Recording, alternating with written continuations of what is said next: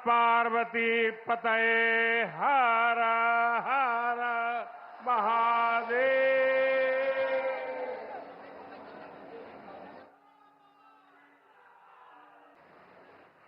चुनाव जीतने के बाद आज हम पहली बार बनारस आयल है।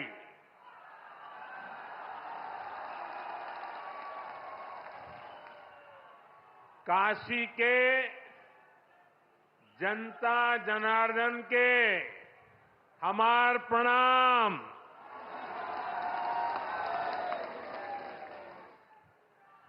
बाबा विश्वनाथ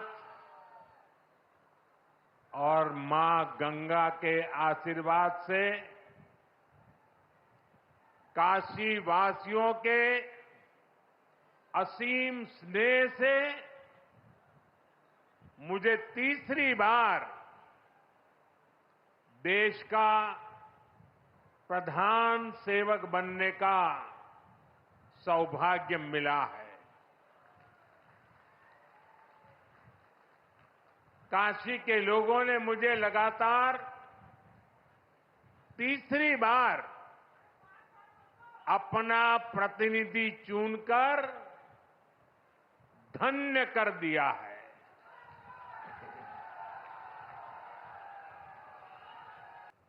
अभी मैं G7 की बैठक में हिस्सा लेने के लिए इटली गया था।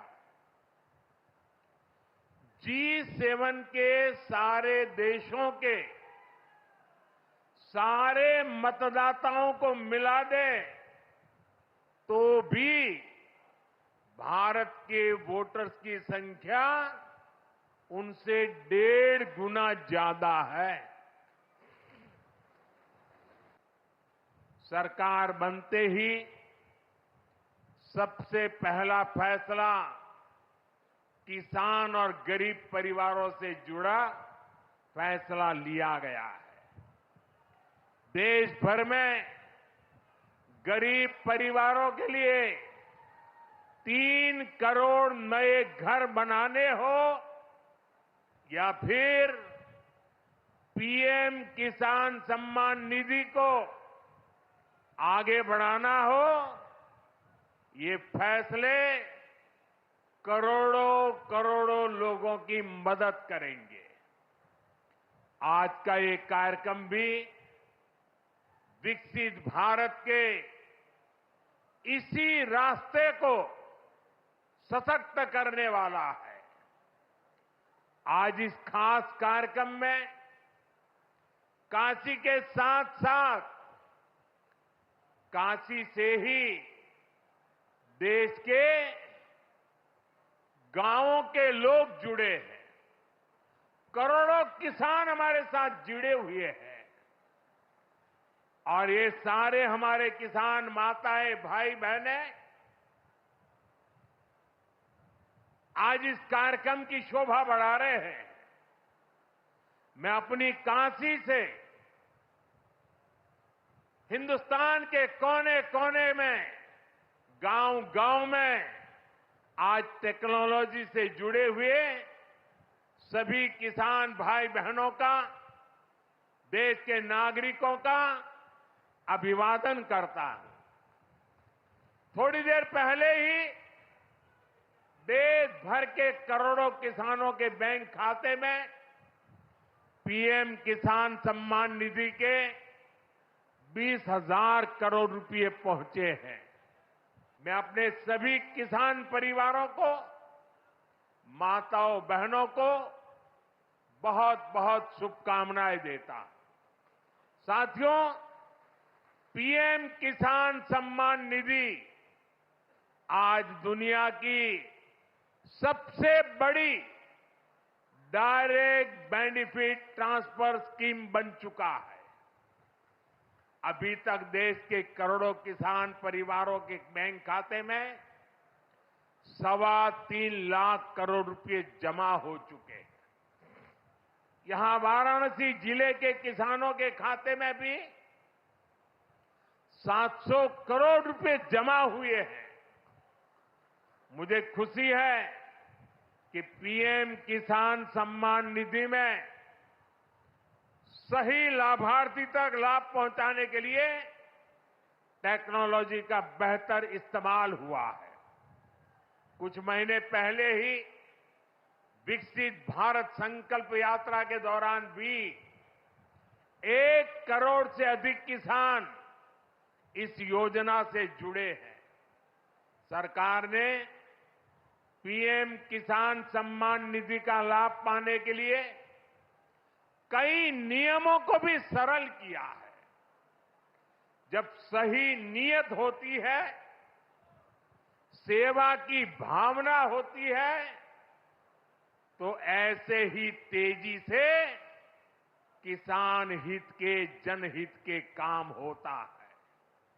भाइयों और बहनों, 21वीं सदी के भारत को दुनिया की तीसरी बड़ी आर्थिक ताकत बनाने में पूरी कृषि व्यवस्था की बड़ी भूमिका है।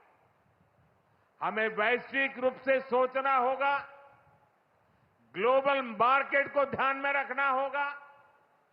हमें दलहन और तिलहन में आत्मनिर्भर बनना है और कृषि निर्यात में अग्रणी बनना है। अब देखिए, बनारस का लंगड़ा आम, जौनपुर की मूली, गाजीपुर की भिंडी, ऐसे अनेक उत्पाद आज विदेशी मार्केट में पहुंच रहे हैं।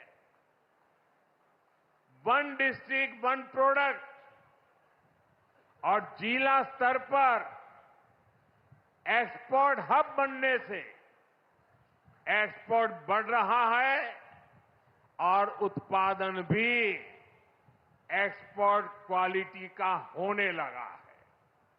अब हमें पैकेज फूड के ग्लोबल मार्केट में देश को नई ऊंचाई पर ले जाना है और मेरा तो सपना है कि दुनिया की हर डाइनिंग टेबल पर भारत का कोई न कोई खाद्यान्न या फूड प्रोडक्ट होना ही चाहिए।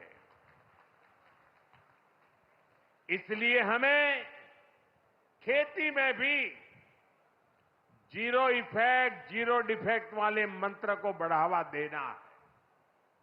मोटे अनाज, श्री अन्न का उत्पादन हो,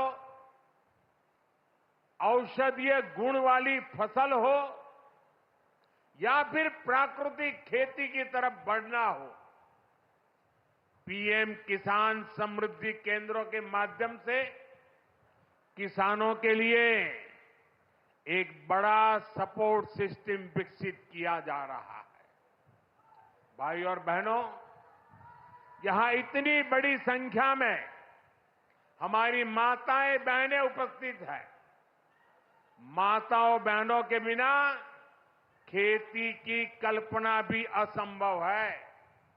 इसलिए अब खेती को नई दिशा देने में भी माताओं बहनों की भूमिका का विस्तार किया जा रहा है। नमो ड्रोन दीदी की तरह ही कृषि सखी कार्यक्रम ऐसा ही एक प्रयास है। हमने आशा कार्यकर्ता के रूप में बहनों का काम देखा है। हमने बैंक सखियों के रूप में डिजिटल इंडिया बनाने में बहनों की भूमिका देखी है।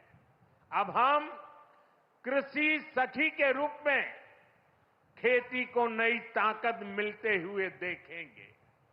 आज 30,000 से अधिक सहायता समूहों को कृषि सखी के रूप में प्रमाण पत्र दिए गए हैं। अभी 12 राज्यों में ये योजना शुरू हुई है। आने वाले समय में पूरे देश में हजारों समूहों को इससे जोड़ा जाएगा। ये अभियान 3 करोड़ लखपति दीदियां बनाने में भी मदद करेगा। सभी किसान भाई बहनों का हृदय से अभिवादन करता हूं, बधाई देता हूं। काशीवासियों का भी मैं फिर से हृदय से आभार व्यक्त करता हूं। नमः पार्वती पतये हर हर महादेव।